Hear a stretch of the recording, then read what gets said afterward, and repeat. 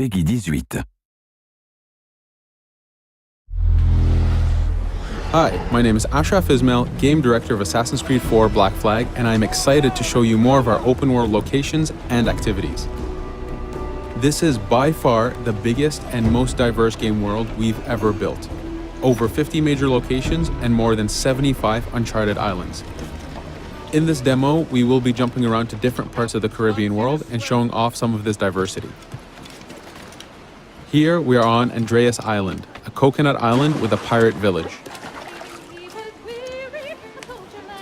Up ahead, we have a tavern.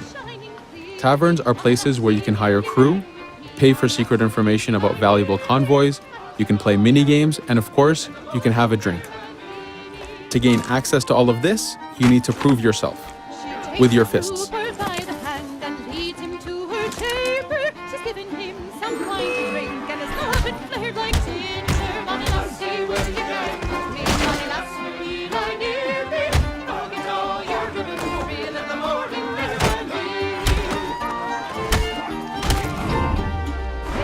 Now that the fight is over, you have access to the tavern and its services. This being a tavern, there's always plenty of rum to be drank, but drinking too much will have some fun surprises for you.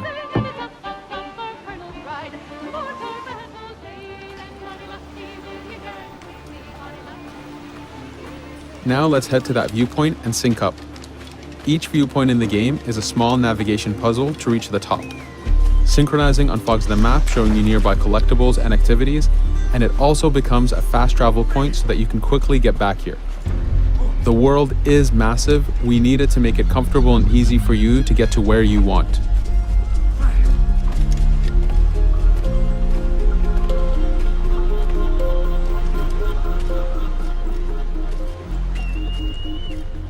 These viewpoints are also an opportunity for us to show off how beautiful and expansive this world really is.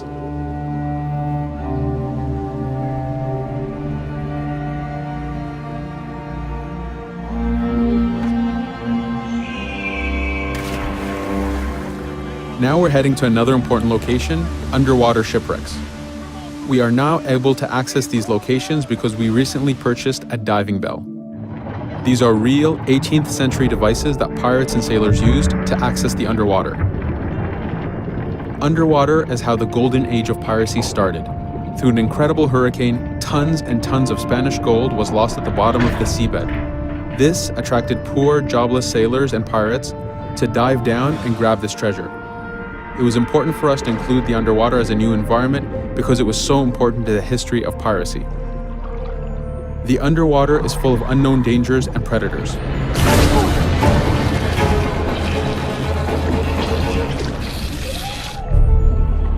You do have to pay attention and act quick, but the risk is worth the prize as you need a lot of money to get all the upgrades for your ship, the Jackdaw.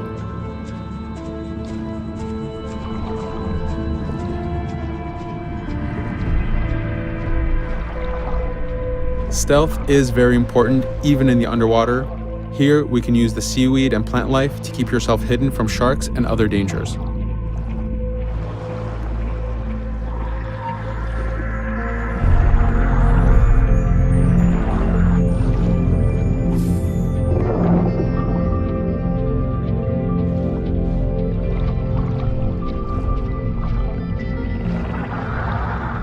This is an air barrel. It's a one-time air refill, so use them wisely. Of course, you can always go back to the diving bell to refill. We are going to move to a different location now. This is a smuggler cave. This one happened to be accessed from the underwater, but not all of them are. Here, we ran in without looking around, and this got us in a little bit of trouble. But it was only 2 guys and we took one by surprise, so not too bad. Caves are heavy stealth locations. Stealth is key in this game. We've put a lot of effort in to make it a valuable and exciting gameplay for players. Since we came from the underwater, Edward does not have his weapons or guns. You will have to use your stealth tools to get through this. Here, we will utilize the whistle to take out the brute.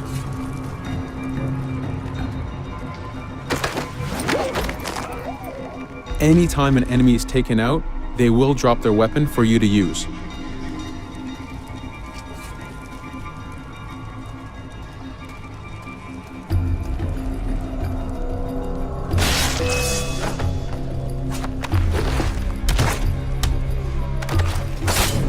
Again, we are taking these guys by surprise and using their own weapons against them.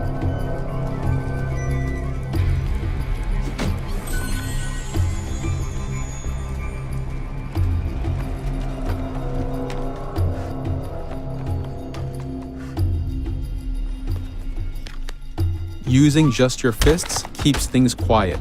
This allows you to take advantage over the second guard.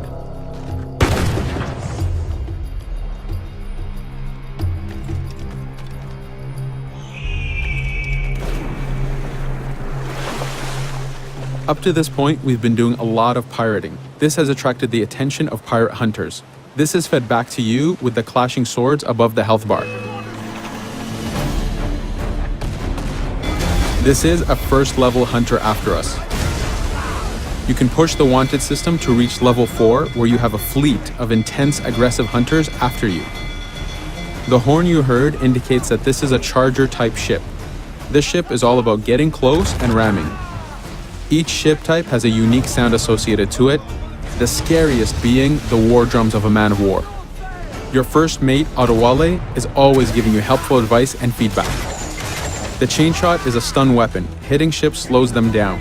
Great for stopping a charger's attack.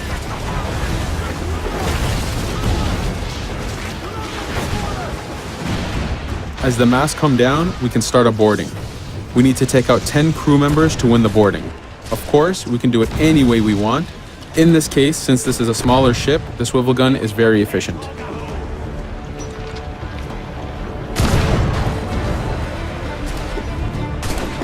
There are many objectives in the boarding system, including destroying powder keg reserves and removing the flag from the top mast. But the most basic objective is to eliminate the crew. Here you can see Edward utilizing his dual cutlasses and guns, combining them in counters and combo attacks. You do have a max of 4 shots before reloading, so make them count.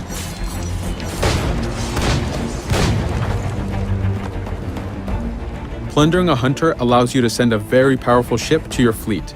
They are also a good way to gain ammo for the Jackdaw. In this case, we will use this opportunity to lower our wanted level.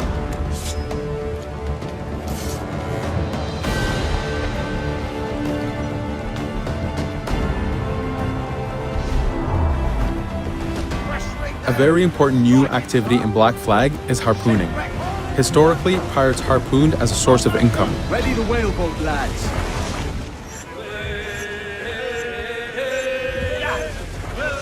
Harpooning is a part of upgrading Edward and his gear. There are many different types of creatures to harpoon, and they are all needed to get every single upgrade. Steady now, lads.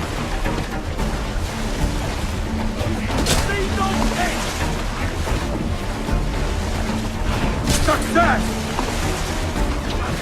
Turn in the sea ray!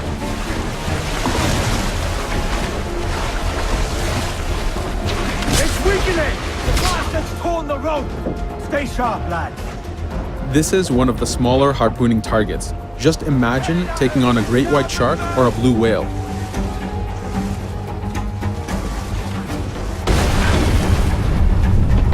This one's dangerous! The harpooning activity itself has upgrades, and you will need them to take on the bigger targets. You can upgrade the health of the rowboat, the number of harpoons you carry, and the damage of the harpoons themselves.